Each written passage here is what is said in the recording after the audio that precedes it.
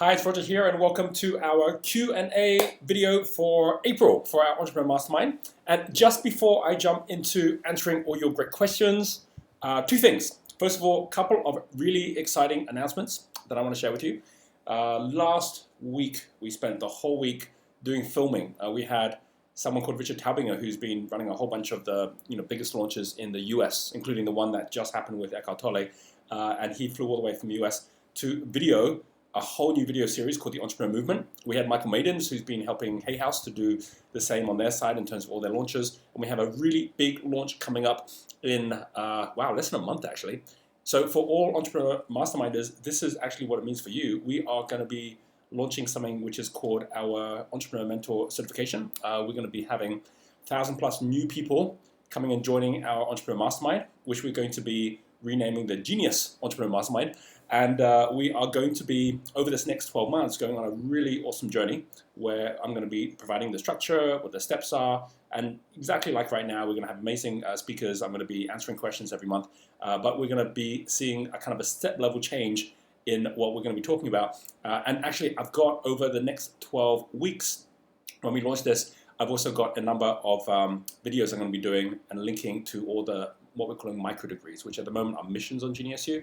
But we're actually creating a micro degree builder, which means others can also create their own micro degrees, which means you could do the same as well if you want to be a part of this. And I'll share how that's going to happen. And at the same time, we are going to be doing kind of like every week for 12 weeks, all the way from July to September, little kind of like behind the scenes videos that I'm going to be sharing, which is going to be everything from the IPO that we're doing with Entrepreneur Resorts through to the Impact Investor Retreat at Tau, our new safari resort, through to our trips to Auckland, to Melbourne, and the meetings we're having with like our new partners.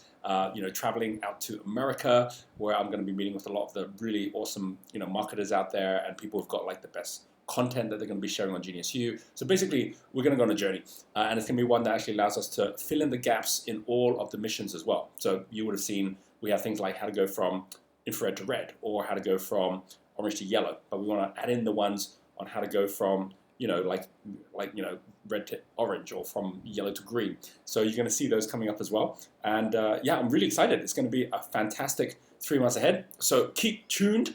And second thing is we're also, like I just kind of half mentioned earlier, having an IPO of Entrepreneur Resorts. And what that means is, up until now, those people have been investing in to Entrepreneur Resorts Beach Club. They've been doing it, because they've had like $50,000 to invest and so on. And we've actually built our impact investor circle as a result of our kind of like blue level members coming on board and being a part of that. But with this IPO, which is going to be on the Seychelles Stock Exchange, pretty much, for $1,000, you can be invested into the entire growth of Entrepreneur Resorts as well. So we really want to make it not just co-learning and co-working. We actually want to make it co-investing, so that everyone can actually be a part of this movement, and we can then continue to grow, acquire new properties, share them with all of us to be able to go there and be a part of that as well. And we have some amazing people that have come and joined our board. And we've got some great investors that have come on board, including some of you. So thanks for supporting us so far. In fact, we're going to be raising, I think it's like $3 million for the IPO. We're already $2 million in the pre-IPO, and we haven't even got started yet. So that's all going to happen in the next month as well. Just stay tuned. I'm going to be getting pretty active, giving all the updates and what we're doing, and the way it's going to be able to help and support you on your journey as well. So with that being said, let me jump into the highlights. I don't normally go through the highlights, but there's been some really cool highlights. So I'm going to share them because for some of you, the real value of an Entrepreneur Mastermind isn't just what I'm sharing here or on the course. It's the people you connect with as well, right? So we have Phil here who's saying, highlight is starting exploring the idea of the Inclusive Music Award for schools with an expert. I've started planning for my second promotion, which is super cool. We've got Alison here who's saying spookily on her future vision, everything's now coming together. Someone actually asked the question, well, what is a future vision? If you go to the mission, which is the Millionaire Master Plan mission, you see there's a future vision you can do, which actually allows you to go, okay, where am I actually going to be in the future? For Alison, it's all coming together. Followed your advice and managed to get introductions to the founder of Checker Trade and Charlie Mullins, the founder of Pinnacle Plumbers, both of whom have huge profiles in the UK, and due to meet with them both soon, and also had 3 coaches starting their accreditation training. So very cool, Alison. We have Sharon here. My first mentoring client has booked up from 1 month session to fortnightly sessions for the next 12 months. after our first session, and the 5 covers have been designed for my gratitude journals, which is very, very cool. So much is about just that next one step forward and realizing, wow, that's where I am now compared to where I was. And then, of course, next month is going to be another step up as well. Natalia, 2 months profitable, single-minded focus on marketing, which has seen me kick some big tasks over that have been haunting me for ages, which is fabulous. Yoshinori, my CFO service is being queried by 2 company CEOs and we'll have more detailed discussions next couple of months, and also have successfully finalized government research project. I was engaged and approved by major and leaders for the production stage for the budget, which is fantastic. That's for One Road, One Family.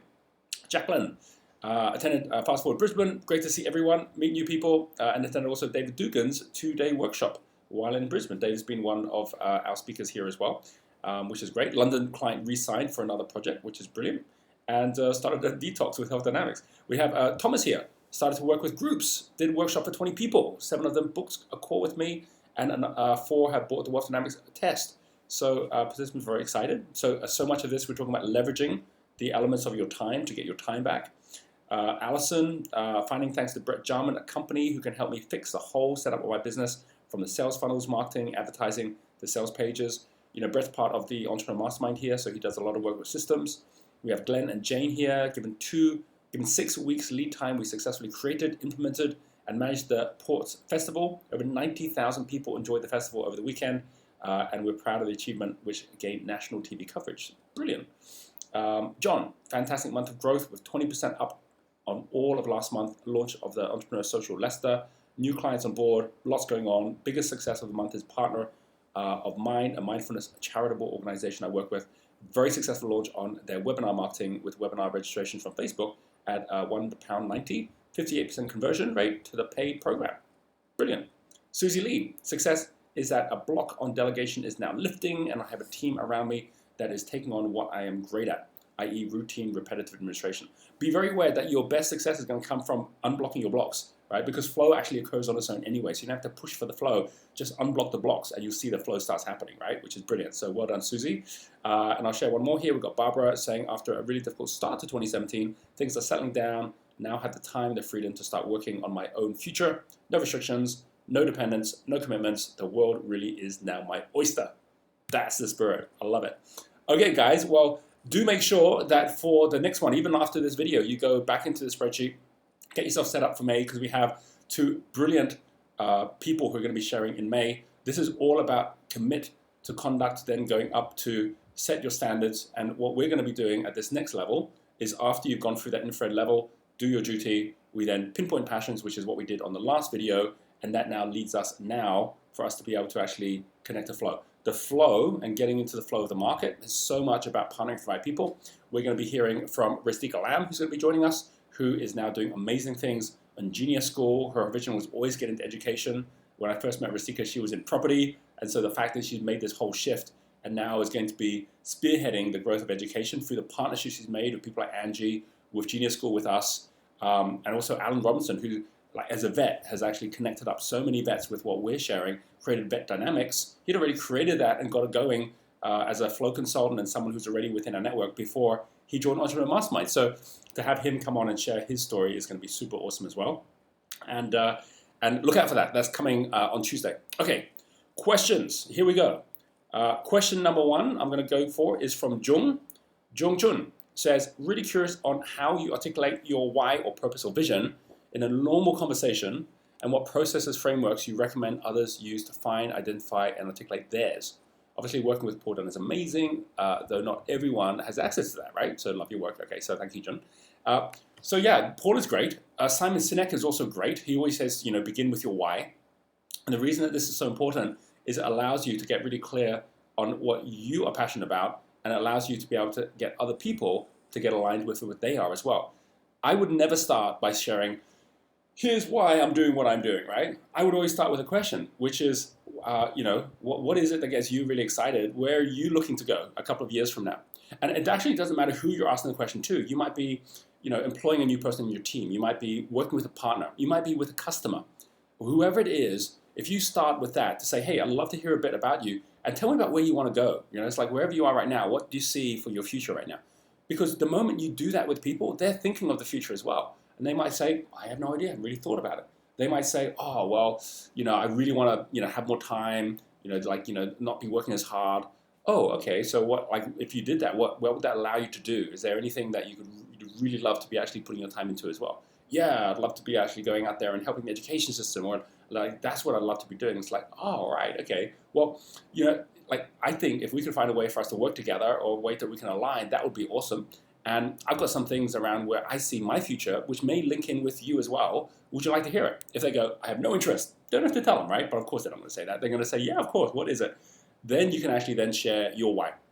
And in sharing your why, don't start by saying, this is what I see for myself, right? Start by saying, this is what I see for the bigger picture, right? So when someone says to me, when I ask them, hey, so where are you going? What are you looking for? What are you heading for? What are you excited about, right? And they start sharing about that. Inevitably, I don't even have to ask for permission. They just say, what about you? Where are you heading? And I always say the same thing. I say, for me, I'm so focused at the entrepreneur movement.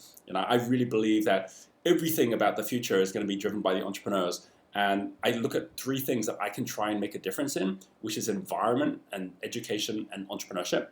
And I kind of explain that by saying that, for me, environment is where you're showing up, which is why we're really focusing on our resorts and our beach clubs and just having environments that people can show up, our city circles now, just environments around the world that people can be.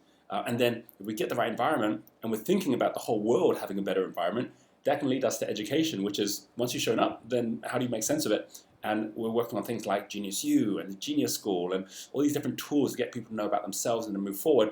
That then leads to entrepreneurship, which is how to do this in a better way. And so this whole entrepreneur movement is how do we connect people better? My vision for the future is this isn't something which is kind of like a secondary thing to education. It becomes education itself. That's what I'd love to see for everyone out there. If I can have a part to play in that, that would be awesome. But you see how I'm not actually saying this is all about me. It's me having a part to play in something bigger, which is very inclusive, which means other people can get involved as well. So that's what I'd say for you as Jung as well, is that come from that place, and then it's actually very easy for you to share. And remember, not everyone's actually interested in knowing where you're at, and so you don't have to impose it on people that really don't want to know. Next we have Grazina here, which is who is a creator, and she says, hello, Roger, I am an infrared level and at the moment finding it hard even to pay for the mastermind membership.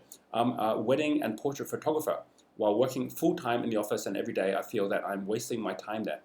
This was supposed to be a temporary job to pay the bills, while I get enough clients to feel financially stable to be a full-time photographer.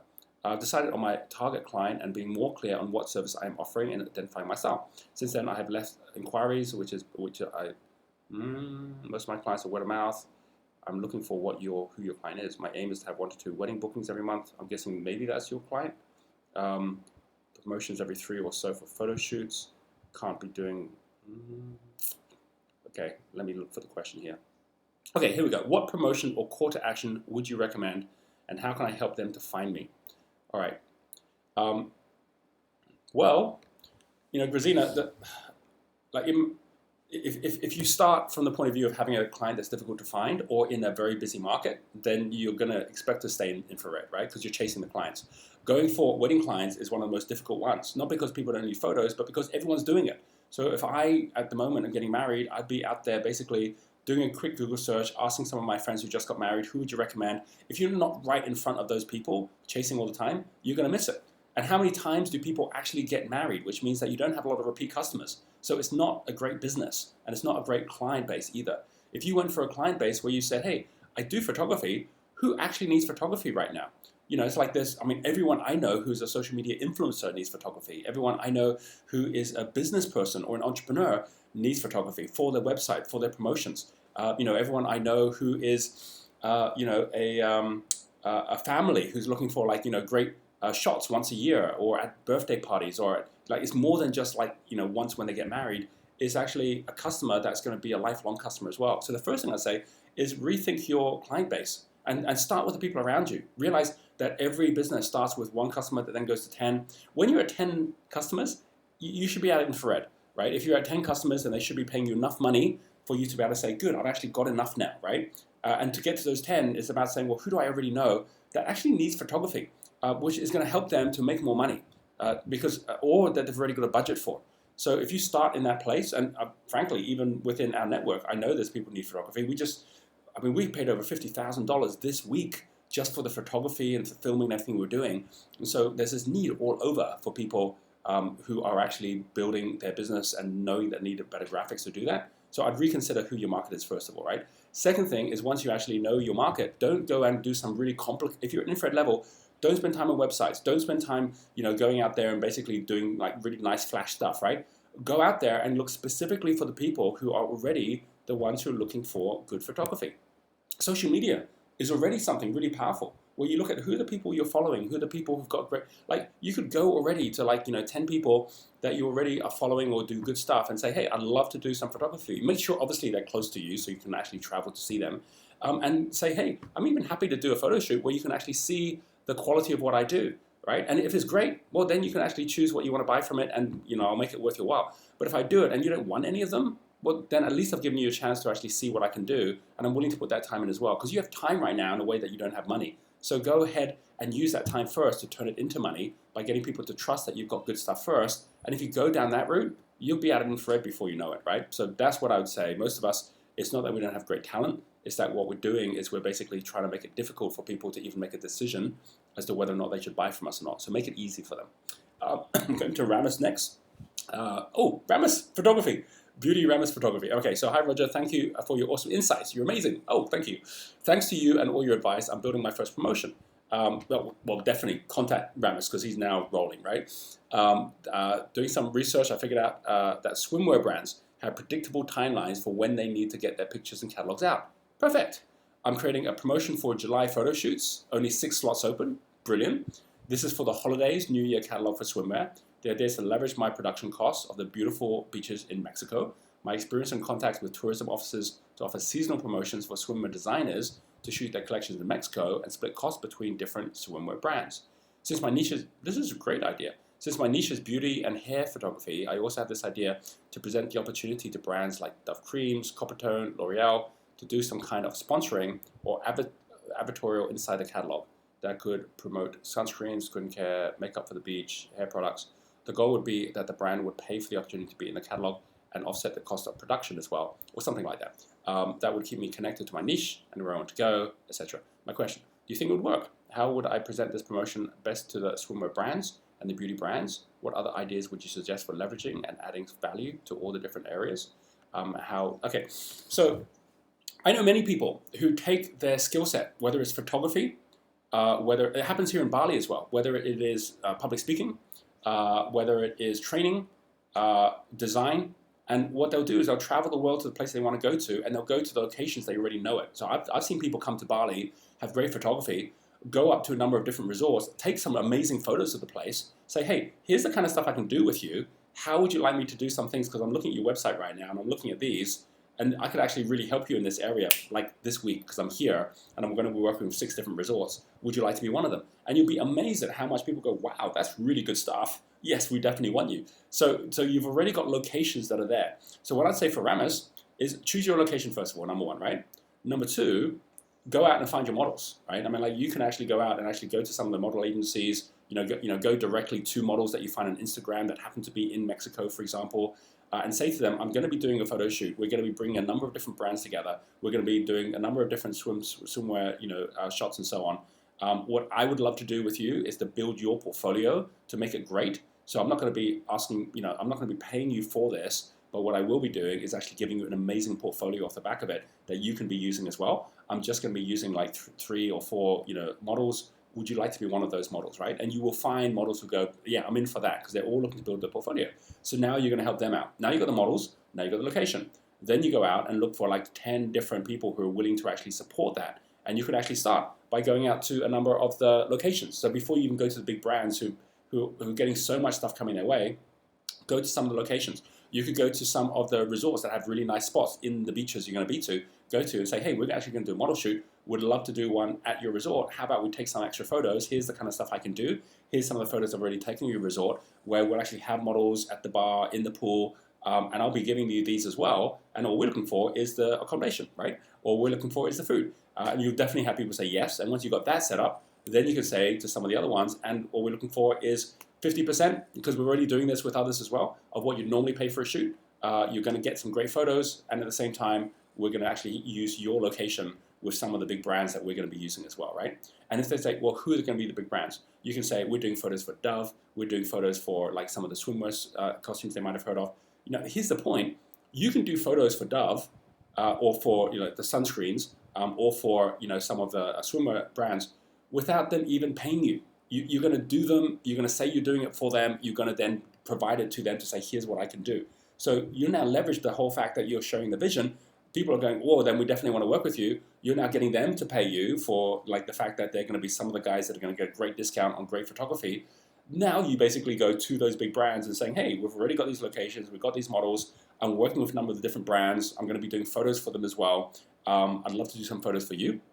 And basically, if you've got things that you really want us to do, I can do that. If you're not sure, I'm happy to do a couple of sample shots so you can see what we can do. So you're actually building up for your next promotion, right? This one will still make money, but people need to know it and see it. If they go, really? You're just going to go take some great photos of our swimsuits? Yeah, just send us some of your swimsuits, take a couple of photos. If you like what you see, then we'll actually have another one in the future where you can be part of that as well. Brings down all your costs. You've got some amazing models, amazing locations, and I'm basically driving the whole thing, right? So you're the one in the bus driving it. You will definitely, when you get out to enough people, you'll be able to actually make the money. And if you don't make the money you wanted to make in that first promotion, guess what? You've now got an amazing portfolio where you can say to people, here's the stuff that we did for the swimsuits. Here's the stuff that we did for the sun cream. Here's the stuff we did for the hotels. And people go, wow, you're like really out there, right? And then that makes the next one far easier as well, right? So always be thinking, you control it. Don't wait for others to say yes. You're the one that's asking them to say yes. And if not, the bus is leaving. It means they're going to be left behind. And you're still going to end up with great stuff off the back of it, right? And guess what? The models will be talking about you.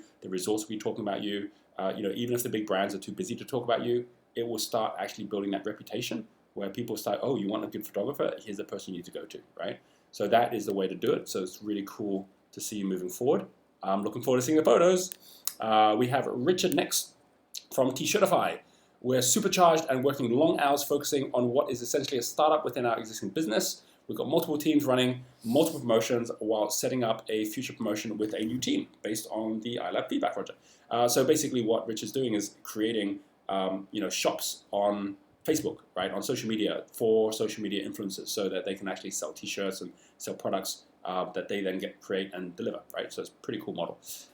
Okay, so got a lot in the air. It's super exciting.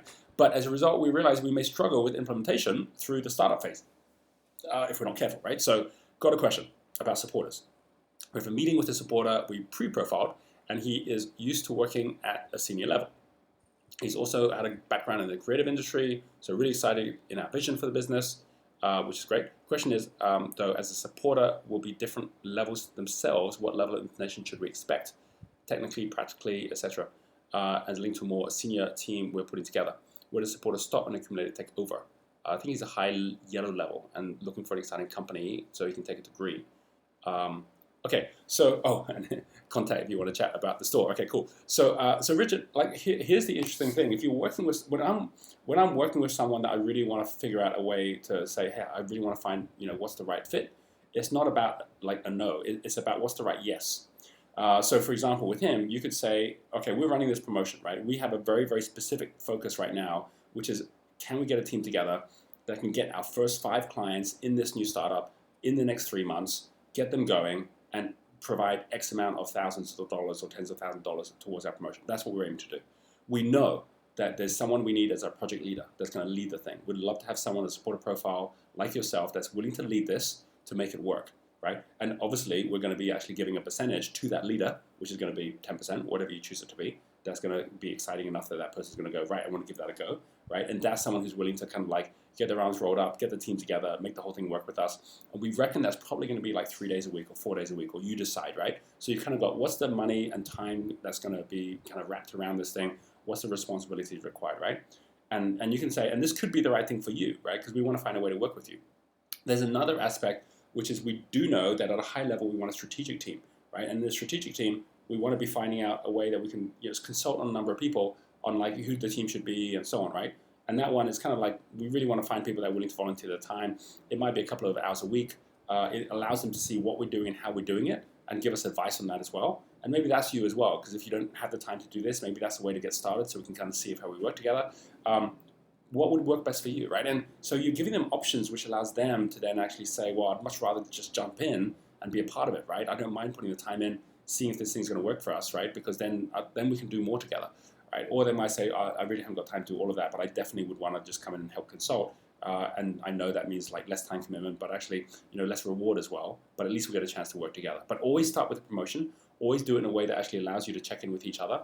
In terms of where a supporter and an accumulator link with each other, supporters are the ones that will find the right people for you. Accumulators won't, right? Like accumulators will say, right, here's the team. Here's how we now need to schedule things. Here's the detail we need to have.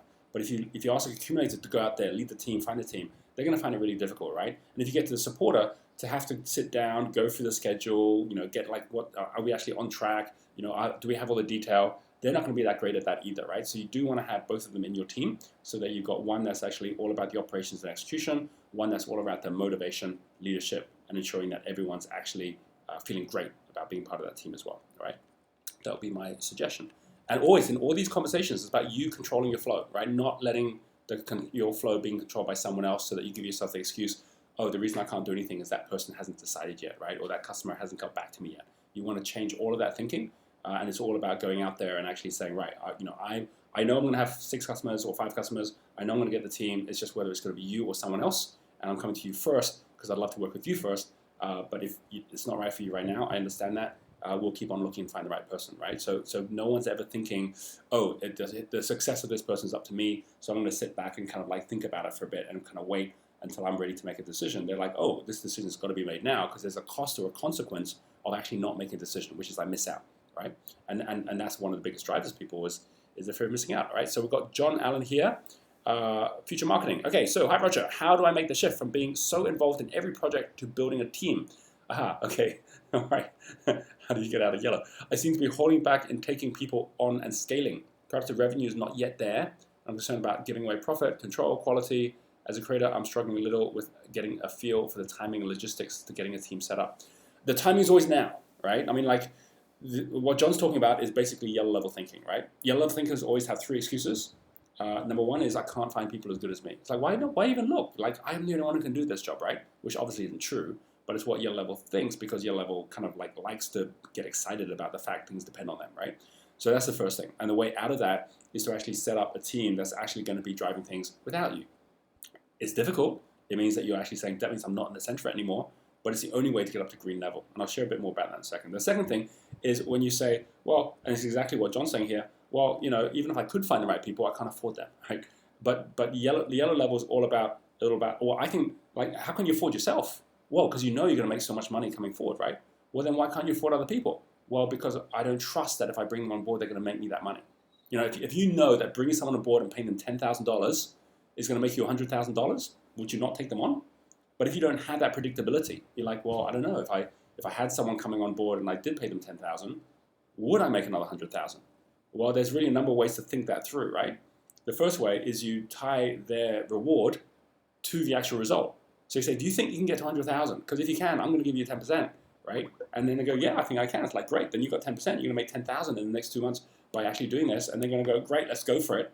And they're making the money off the actual results. Now, of course, if you haven't got predictability at all, if they say, well, have you made 100,000 before? And you go, well, yeah, I have. We've actually done a number of these already where it was me putting all my time in and I wasn't paying anyone else to do the job and we made 100,000 or 200,000.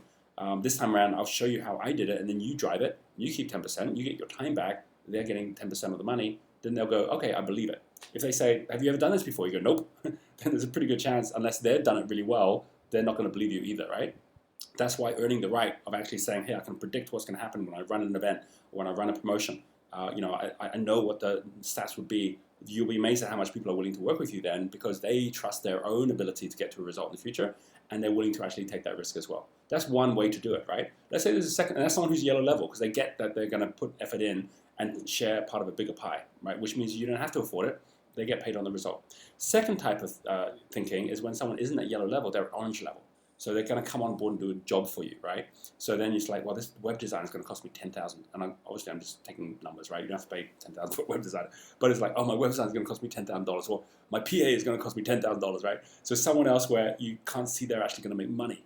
That's okay too. Because if you actually know your own value and you say, well, if I freed up 2 days a week by having this person working with me 5 days a week, right? And I paid them $10,000, could I imagine that if I spent those extra 2 days a week actually doing what I do well, going out and meeting people or setting up the design or like doing what I love, that I'd be able to make $100,000 more? Because if I can, I'd much rather do the things that allow us to increase our revenues by 100,000 by freeing up my time. That person then is worth it.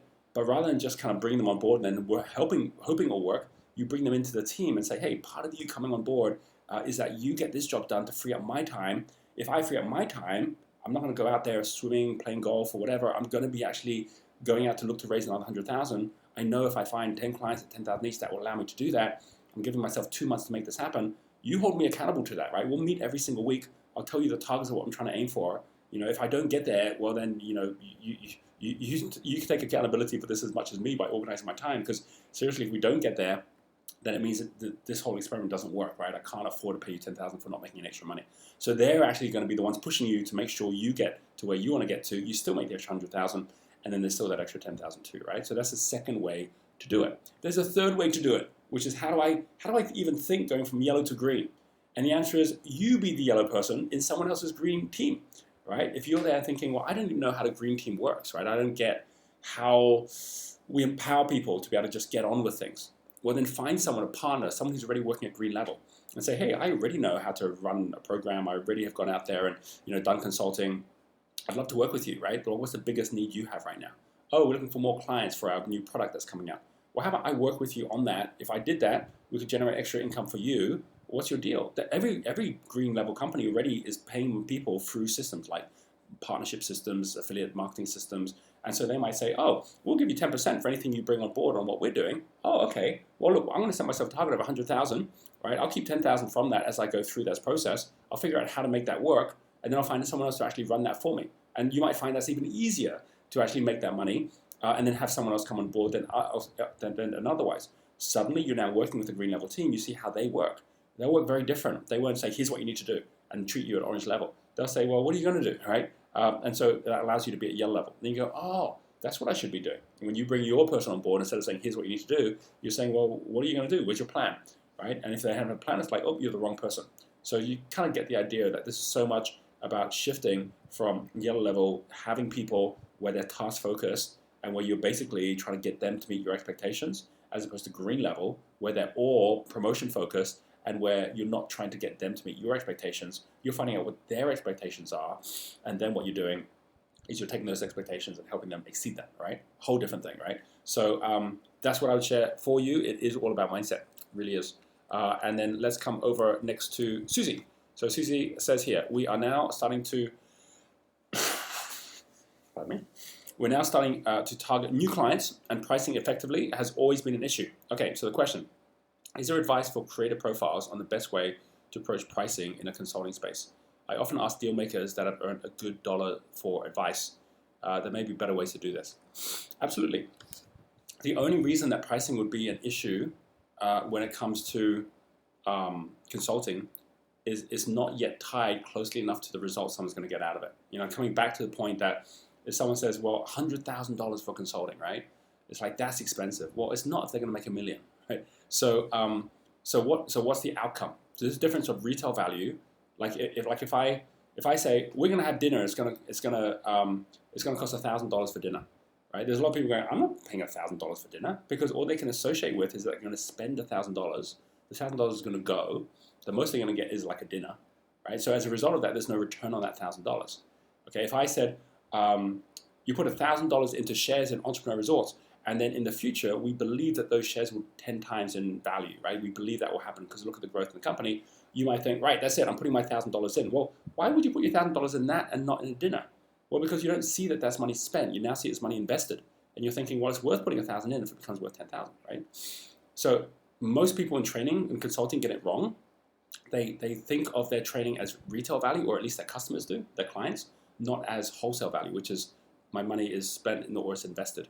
Right? So, for example, I just said that this week we spent over $50,000 on our filming. Why would we do that, right? Couldn't we get someone cheap who could actually do it for $5,000? And the answer is, of course we could. But the people we were using are people who know how to run promotions, which are $1 million promotions.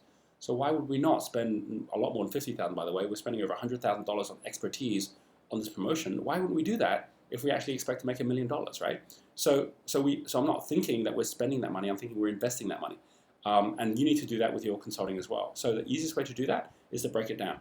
Make it easy to begin. Say, hey, I start with a really simple 1 hour consulting. In that 1 hour consulting, I'll ask you a very specific number of questions. All those questions actually allow you to see how you can transform your business. And in our experience, here's the results people have got after that 1 hour. They've gone and they've executed like a new strategy and how they're hiring or how they're selling. They're seeing that their product range is all wrong. They're seeing that like something where they say, and as a result, whereas to actually even do this is like $1,000. The actual results are they're getting $10,000, $15,000 from that one session, right? So people go, all right, I'll give that a go because it's affordable and allows them to test you out, allows them to see basically what the next level is. If you can't even get people to do that, well then do one level below that, which is give a number complimentary, saying, hey, I've got this thing which is $500 or $1,000. We're going to give basically 5 this week, and I'm going to people I really want to work with. So normally this would be what we charge. I'm going to give this to you complimentary, just so that you can actually see just how good our stuff is. And someone goes, well, that's good. Now all I'm doing is paying my time. All right, I'm willing to take that up, knowing again that if they didn't, someone else would. And knowing there's a value to this thing as well, which means that you're actually gifting them something, which means they're not going to be mad at you for saying no. They're actually going to feel like, one way or another, you're giving them value. But then you can go from that to the next level up, where you say, well, look, if this works really well for you, then the next level up is we get with your team and we do a workshop. It's a 1-day workshop. This costs more like $5,000. When we run that 1-day workshop, here's the results we see out of that. People plan out things. This is how we run our performance consulting, is that we actually show people how to go through doing that very easy entry level up to basically something which is a high commitment. And then, of course, from there, we then have a retainer where we'll do a 3-month or 6-month program where we're now helping you to execute that.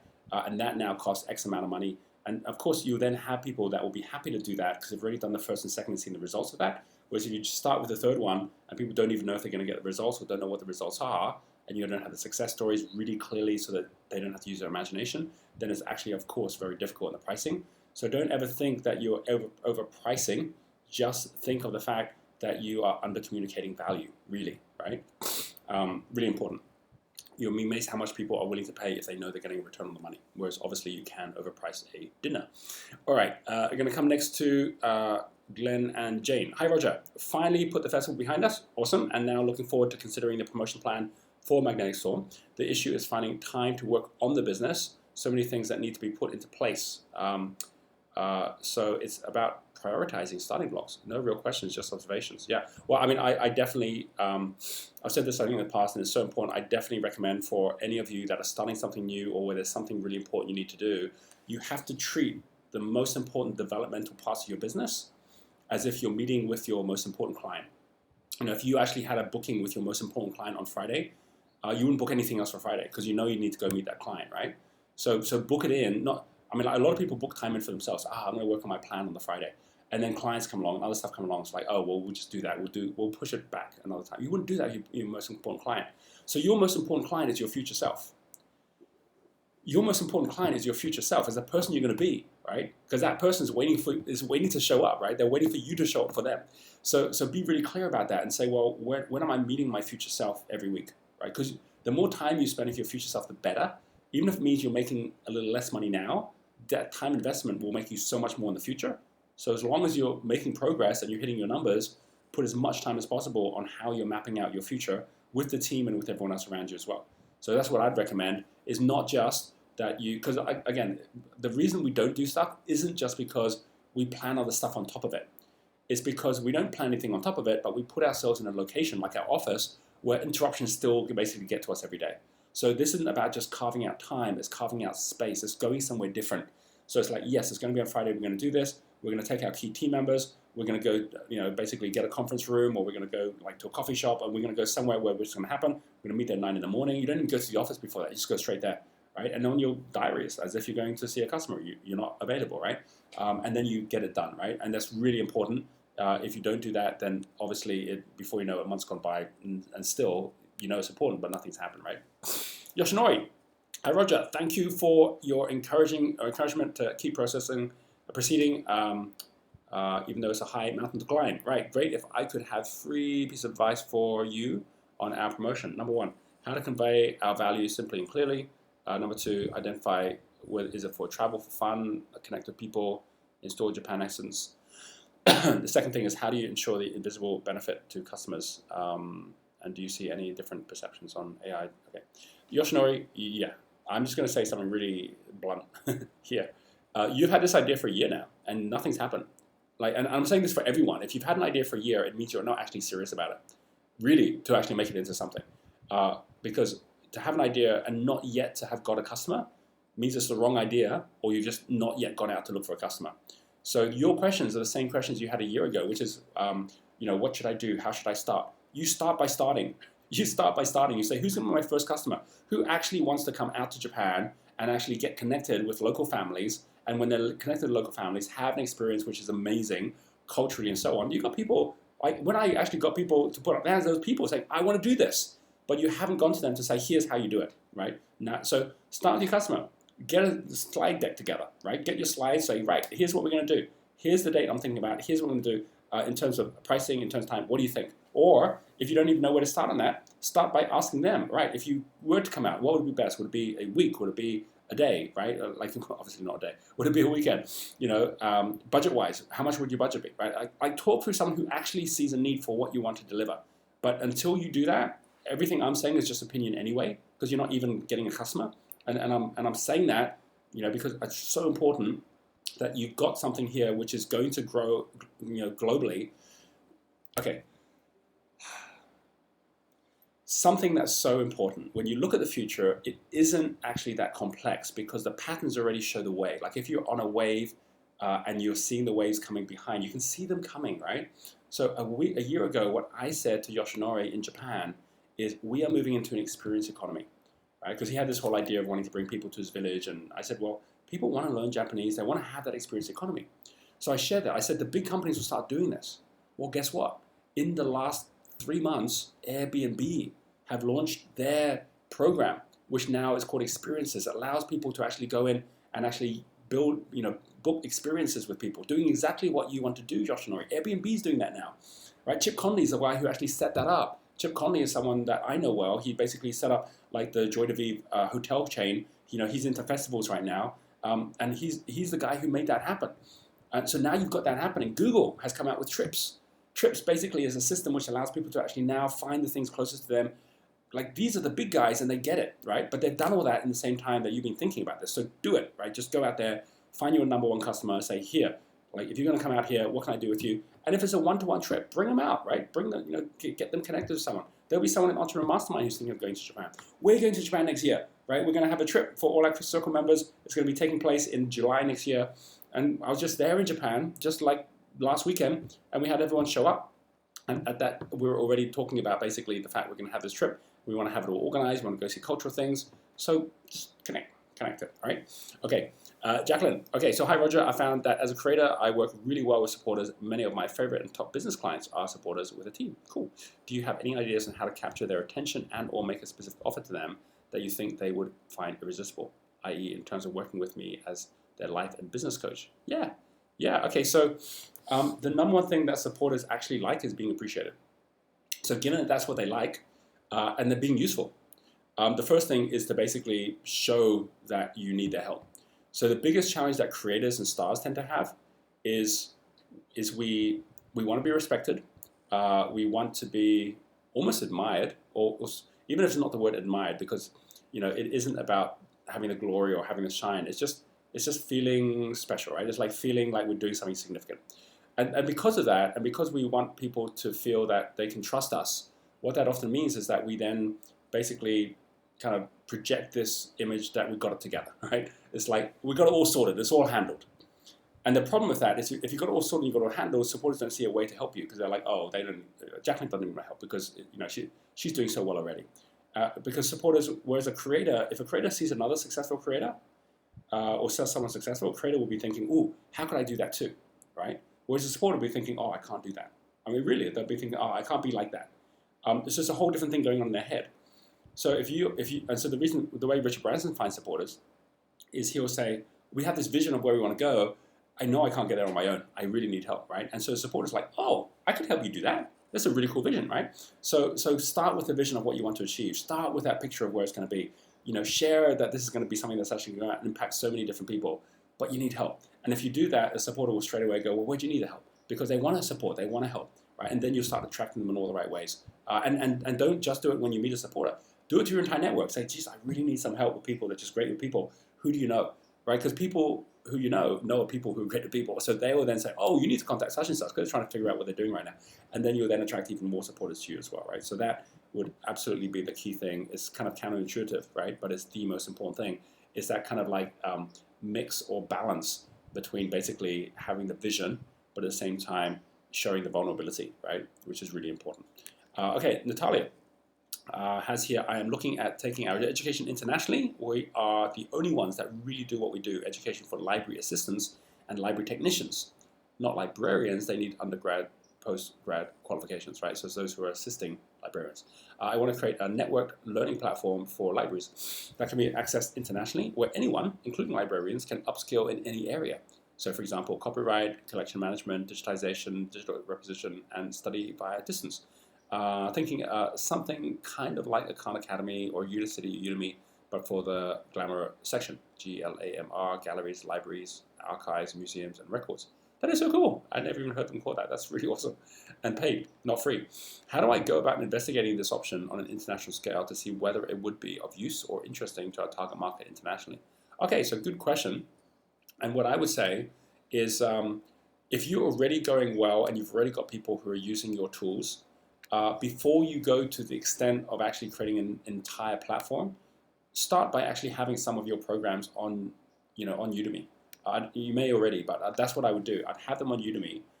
And the great thing is the people you're working with are going to be more of the tempo steel type. You might have some creators and stars, but generally the ones who really want to spend more time in the study, spend more time in the research, the ones who want that kind of a job, they're the kind of people that actually are going to take more time to look at something, take more time to assess, but they're also assessing themselves.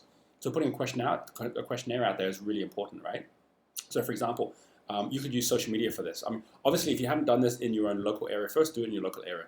But if you're already at the point where you're at 10 to 100 clients that are working with you, then take your best stuff and put it on Udemy. Maybe have 3 different courses just to test which one works best. And then use social media. Get onto Facebook or into LinkedIn. Target directly people who are in this sector, so they are already the library assistants and so on. So you're going just to those people, right?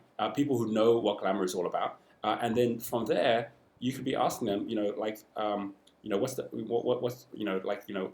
top 10, top 10 actions you can take, to rise your career in the library field, right? Or top 10 ways to actually be smarter about the service you're giving in the glamour field. Or you figure out what you think as the things they think are the most important ones for them to go for, and have a download that they can actually download, and then ask them questions. Say, we're an organization that's supporting community all around the world of librarians and archives, museums, and if you'd like to hear more from us, click here and we'll be sending you information on our upcoming courses. You can say when they click on that and they go through it, here's 5 courses that we're actually going to be launching soon. Which of these would be most interesting to you? So you're actually getting them to give you that answer, and they will, because they're the kind of people who are more likely to answer questionnaires and so on. So you go down that route, they're going, oh, this person's now heard all this stuff about me, which is great. Send them an email off the back of that, which says, thank you so much for having filled out the questionnaire. We'll definitely keep you in contact with more about what you said, which is you'd like to find more about the library one. And in the meantime, here's a download or here's an article which we think you'll find really valuable. So you're building trust with them. They're saying, hey, this person's really hearing me, and at the same time, they're giving me valuable stuff. And then from there, you're then going to start building a base, and you're going to start getting that data to know what people are actually most interested in. Then you can then actually launch and say, hey, we're ready to launch now. Here's what we're doing. We're going to bring the first number of people in because you're already interested in what we're doing. We're doing a pre-launch where it's 50% off the actual rate when we launch. We'll bring in 30 people to start with. We'd love you to be one of them. And then from there, you're going to see your first group come in, right? But that's from you going out and actually using social media off something you already have tested, when you can do this all on Udemy, well, not Udacity, but Udemy, because that's the key to all of this, is that you're actually able to do all of this without having to go into lots of effort yet on actually creating your own platform. Then in the future, do the platform. We did that with Genius U. We didn't start by just creating Genius U. We actually already had our first programs on Udemy, tested them out, and then when they started getting into the thousands, we were thinking, okay, this is working, right? Then we set up Genius U. Okay, Sharon Brown. Okay, we've got to find the 3 questions here. Sharon Brown have been researching creative space and Ingram Sparks for self-publishing my journals, and wondered if anyone has any experience with these companies and give me feedback. CreateSpace appears to be double the price when adding in shipping to Ingram Sparks, plus they take longer. I'm always ready to get my 5 gratitude journals printed. Also, could someone explain what is the link to Future Vision? Okay, so I think I mentioned that earlier. It's basically go to the Millionaire Master Plan. There's a Future Vision link that's in there. Use that one. That's on the Genius U. Use that one to fill out your Future Vision. That will be where you want to be a year from now. If there's anyone who has answered this, you can actually post it into the Entrepreneur Mastermind. I haven't actually used CreateSpace or Ingram Sparks. I do know that like a lot of people that I know have used lulu.com. So lulu.com is like the #1 publishing platform which is out there right now for publishers, and obviously Amazon has their own as well. But those are the two like that I would recommend. Lulu is the one I know the most, where people can immediately get all the designs done, get their book, ISBN number, have it as an ebook, have it as a printed version where you can actually, print 100 or whatever many you want. So really simple and easy to use. The truth is, whichever one you go for is going to work fine, because there's quite a number of platforms obviously that are going to work for you.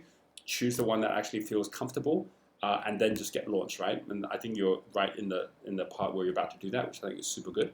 When you're talking about like gratitude journals, do be aware that there's been some really, really great examples on crowdfunding. Like there was, like you might have heard of the Passion, I think it was the Passion Journal, Passion Planner, which basically did hundreds of thousands. It was a young girl who basically said, I want to have a passion planner, created it on Kickstarter or Indiegogo, did really well out of it as well, because people love that kind of thing, right? And definitely, I think, if you also connected with Eileen, who runs the Get Up and Go Diaries, she's part of this network as well. Go look for Get Up and Go Diaries. She has done really well growing this, and we've now got our Genius Journal, which is really cool, which we actually should put in our store as well. That basically has all the things that I talk about, all within a 12-month planner, which is super awesome too. Okay, so coming over to Allison, do you think I need a separate website for Build and Grow? I'm concerned that at the moment, when people go to the Evolve and Grow website, it does not talk to trade specifically. I do have a Build and Grow URL and a page which is hidden in the Evolve Grow website, but yeah, should I build a whole new one? The answer is yes, you should. You should always have a different doorway for a different customer or avatar, right? So it's obviously a different customer that's coming in. They don't need to see all the other information that's on there as well. We have that for everything we do, right? Genius Test is a different connection point from Wealth Dynamics, from Talent Dynamics. Like people will find their way in from many, many different places. It's like instead of having one funnel to one place, it's like a palace with 1,000 doors, right? So be thinking in that way, that the more you actually scale up to having different doors in, the more you're going to have flow coming through from different specific people who go, she's speaking to me, right? So do definitely do that. And finally, Phil, it feels like I'm in the desert with a great product. The Inclusive Music Academy. Where should I look for water? Is it about investing in Facebook, Google ads? Is it about building presence through social media? So I talked to you about this, Phil, and I think you're in exactly the same situation as Yoshi, where you're so focused at the product that you've actually forgotten the customer, right? Be really aware that a business doesn't start when you have a product, it starts when you have a customer, which means at the moment you're still at zero, you're at a zero business, right? And the product will get you in the way of getting to the customer. Because as long as you're thinking about the product, you're trying to find a customer to say, buy my product. But the moment you say, who actually is my customer, right? My customer is the student that really wants to learn. Okay, well, where are they going right now? I mean, start not from where you are to say, where's everyone?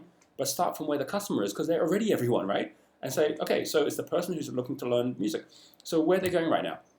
I don't know. Well, I'm going to go speak to some, right? And say, where you go? Oh, I go to YouTube. I've learned the guitar from YouTube right now. How much did it cost you? It was free. Oh, wow, okay, all right. So, well, if I was going out and wanting to learn the guitar, what would I do? I'd go and I'd Google. It's like, oh, look, you've got all these ads from all these different companies that are actually providing, well, why are those guys doing the most? Okay, I'm going to click on it. It's like, oh, look, that's how they're doing it. They've got all these people doing it. They're all I can ask them, hey, what would be better than that? Or maybe I should partner with them because they're already doing this. Immediately, you see all the flow because you start from the river. You don't start from the desert, right? So, yes, the reason you feel like you're in the desert is because you're in the desert. And it's not a great product, because a great product is one that lots of people buy. At the moment, lots of people aren't buying your product, so it's not a great product. It's just a great idea in your head that you've turned into a product, which isn't a great product, because if it was, everyone would be buying it. Do you get that? So the biggest killer for all of you in your business is you love your product more than the customer. The moment you say, I don't care about my product, like if it happens to serve the customer, then I care about it. But I actually care about my customer. So I'm going to forget about my product, and I'm going to go spend time with the customer, and I'm going to show them I care about them. I'm going to show them I want to solve their problem the best way. I want to find out if they're really happy the way they're actually getting their problem solved. Because if they are, then I should be happy for them, right? But if they're not, I want to help solve that problem for them. And then if you say, hey, if I solve this problem for you in this way, would you be happier? Yes, I would. Brilliant. Well, then let's go ahead and do that. And you can help me to do that. Now you can actually start working on the product, right? But not the way you're doing it right now, because as long as you're doing it that way and you don't find it easy to get customers, you're doing the wrong thing, right? I have lots of ideas for products all the time, right? But I never start with the product. I always start with the customer, and if there's one that actually works, I'll bring it out. Otherwise, it stays in the tool shed, okay? So really important for each of you. You will find flow so fast the moment you start with the customer. Otherwise, the product's the rock that's going to make you sink. Guys, this has been really, really cool. Just like going through all the different stories and all the different questions as we've gone through. I hope this has been really valuable for you as well. We have, as I said, a really, really exciting couple of months coming up.